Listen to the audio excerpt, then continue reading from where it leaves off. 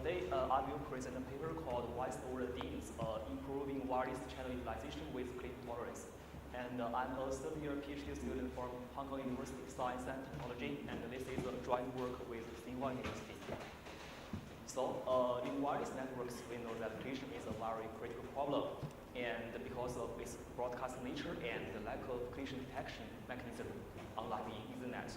And it is even worse in WSN because multiple senders will transmit packets to the common receiver and collision happens.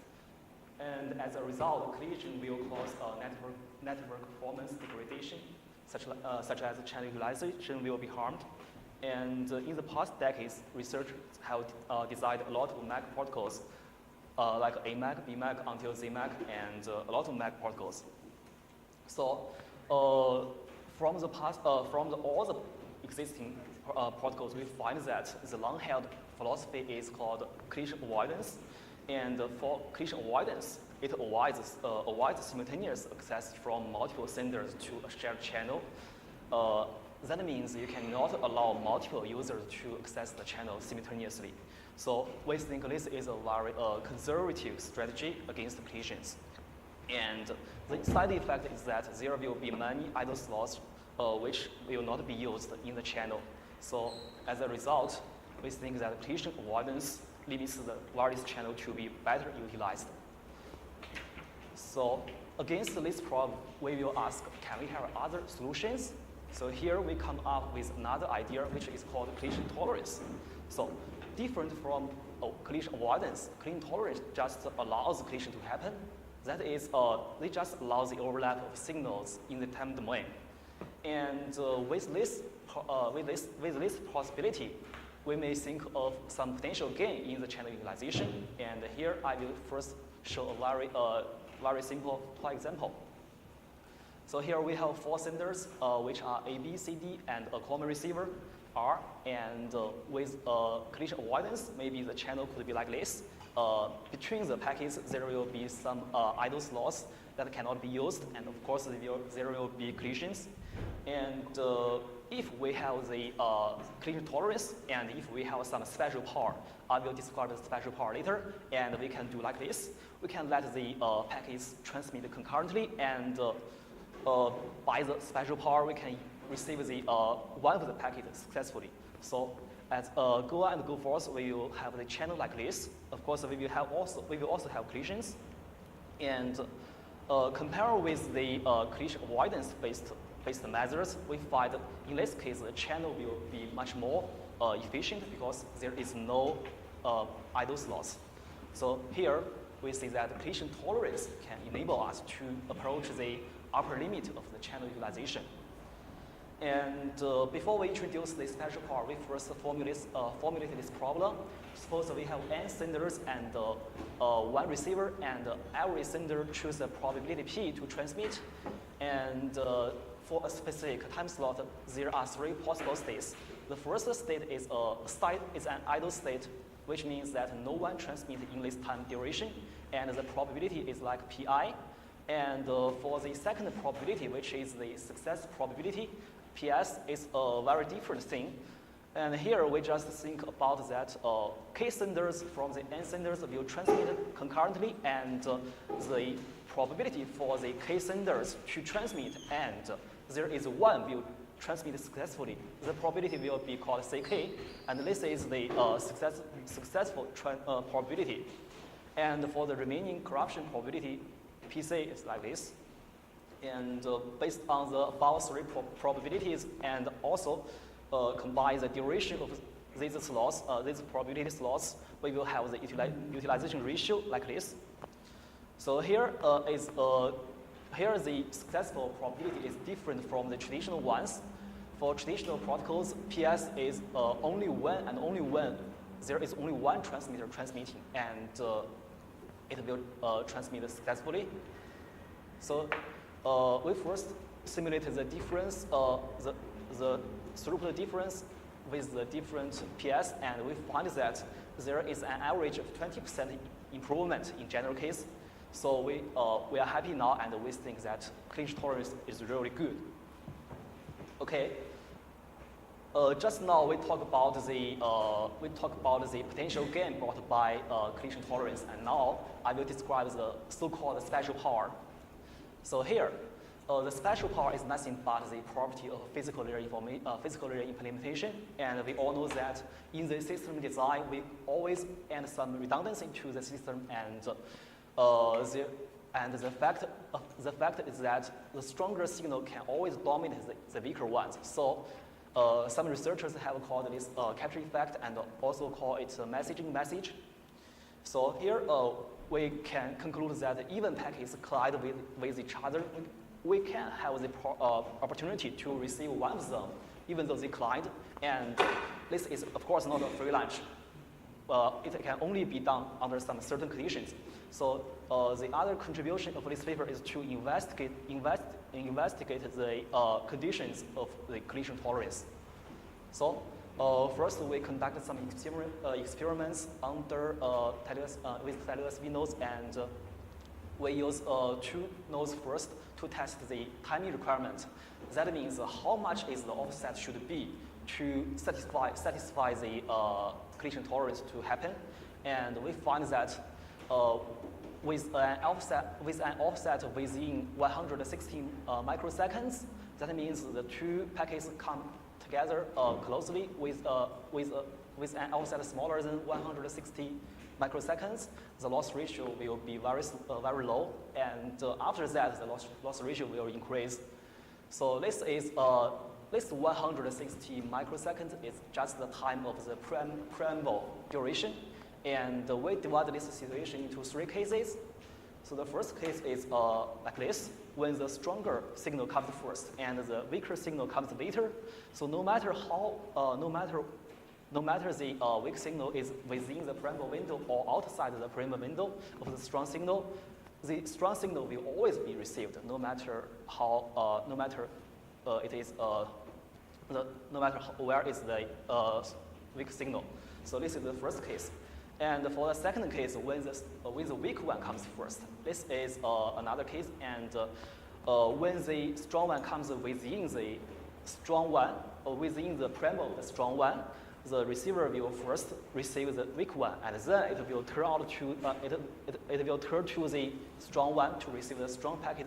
And in this case, the strong packet will be received. And the third case is different. When the strong one comes after the preamble of the weak one, both will be lost because the strong one will interfere with the weak one, and because of the receiver is receiving the weak one, so it cannot receive the strong one. So this will cause loss.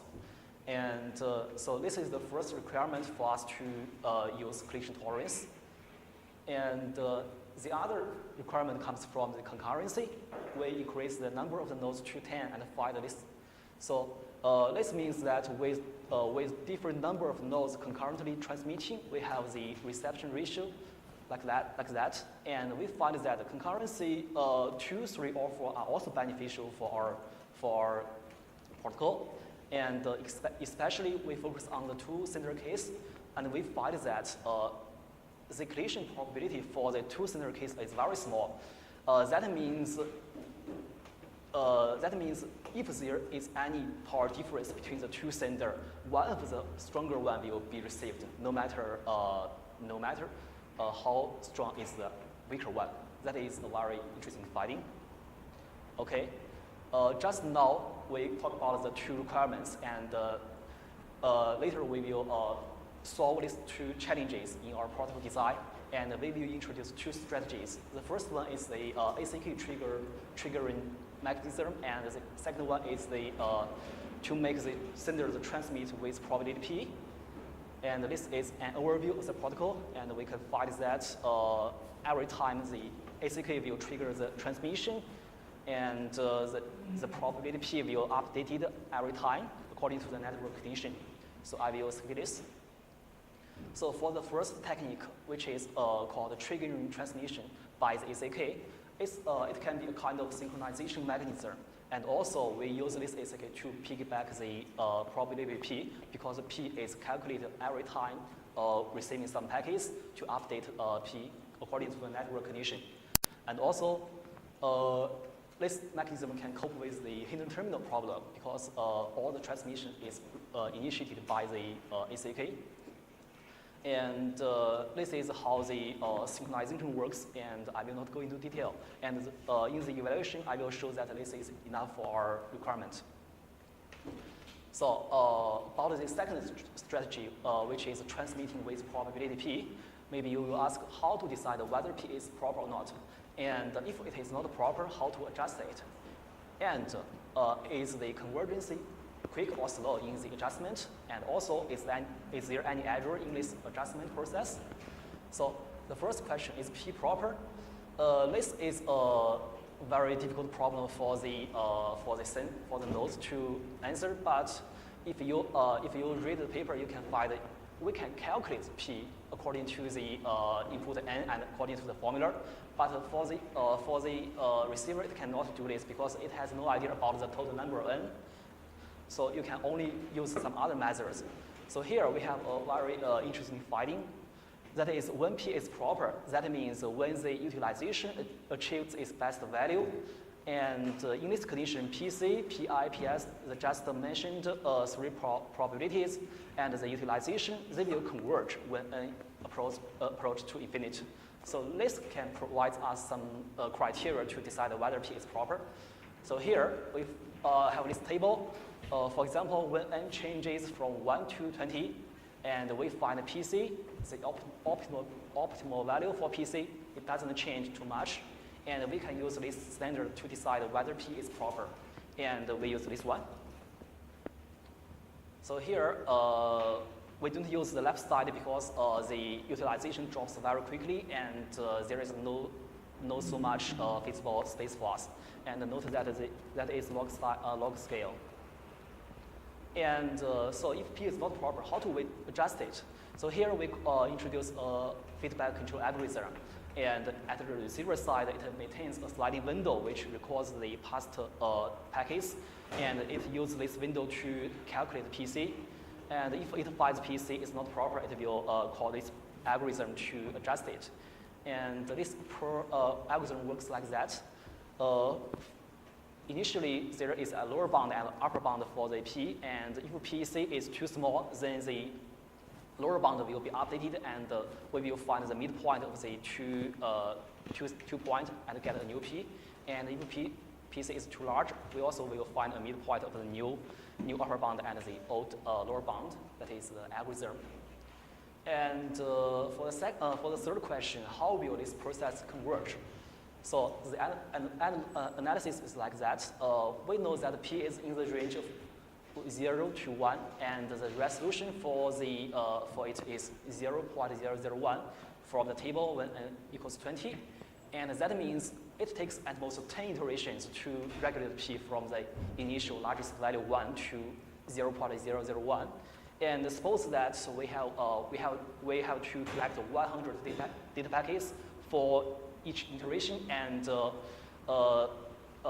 suppose in the 802.11.15.4 protocol, and we have to transmit one packet in maybe about 4 milliseconds, and the total time for this is about 4 seconds. And the error in this process. So we know that P is not in its exact value, but in the range. So there is error caused by this epsilon.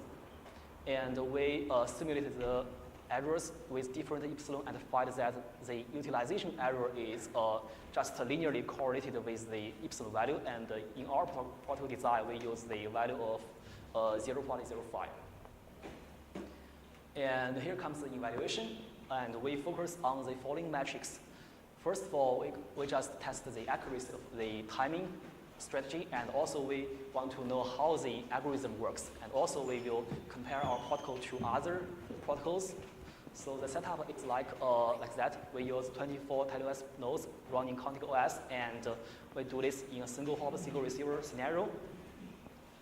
So first of all, we use 11 senders with a common receiver, and we monitor the offset from the 10 senders with respect to a reference sender, and we calculate the offset between them, and find the offset between the cylinders, between the coming packets is really small as several hundred nanometers, which is far less than the 160 microsecond.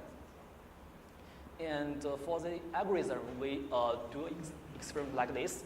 First, we use one sender, and after some time, we change the number of senders to 20, and after some time to 10, and until sometime we change the number to 3. So here we can see that the probability P will change dynamically according to the network condition, and finally it will convert to its optimal value quickly, about in maybe more than 1 second, just like that. And for the overall evaluation, we compare our protocol to BMAC, which is the default in TinyOS, and we evaluate the performance with different network parameters. First, we conduct our experiments in different environments. For example, in the hall and on the test bed, and also on the ground outside. And here is the result. We find that the utilization ratio can be as high as 90% without much difference among these 3 environments. And also we vary the packet length from 20 to 60 to 100 bytes. And also we use different kind of topologies. For example, light topology and circuit topology and random topology. The circuit topology is used to test the hidden terminal. We just put the receiver in the center and the sender around the receiver, because the sender opposite to each other cannot hear each other, so there is hidden terminal. And we find that with different packet lengths, so here the CSMA-E means that CSMA runs exponential backoff, and the CSMA-L means they use linear backoff. And we find that longer packets are better for us. That is maybe because the corruption or collision probability in our protocol is really low, so longer packets are more beneficial. And we find that in the scenario with hidden terminals, the CSMA-based protocol BMAC, no matter it is exponential backoff or linear backoff, the performance is degrading.